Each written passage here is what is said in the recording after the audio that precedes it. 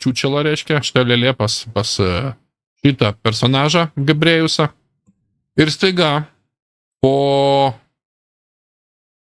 kelių dienų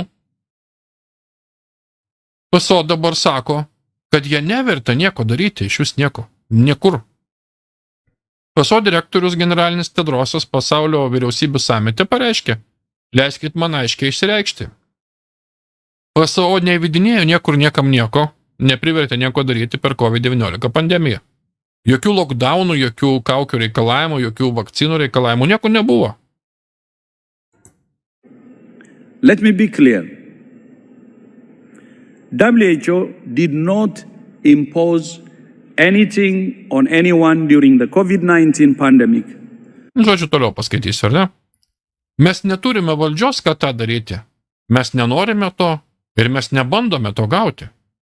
Mūsų darbas yra palaikyti vyriausybės, pateikti jiems, reiškia, įrodymais pagrįstas gairės, patarti ir jeigu reikia patiekti kažką, ar ne, ten ar kažkokius marmulus, ar ką, tam, kad padėti jiems apsaugoti savo žmonės. Tačiau sprendimas yra jų. Vau, kaip gražu. Ir taip pat yra ir pandeminis sustarimas. Jis buvo parašytas šalims ir bus įgyvendinama šalyse atitinkamai su jų vietiniais nacionaliniais įstatymais. Ir faktas, PSO dabar nebus dalis to susitarimo. Dalis yra vyriausybės ir tik vyriausybės iš PSO šaltinių.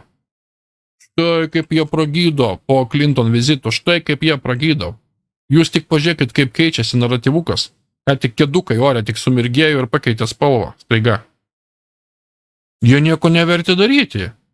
Ir kas lieka kaltas? Ogi vyriausybės, lokalios vyriausybės, kurios visą šitą šlamštą ir vedinėjo ir darė, vykdė, reiškia. Na, tiesiog įstabu stebėti šitą marazmą.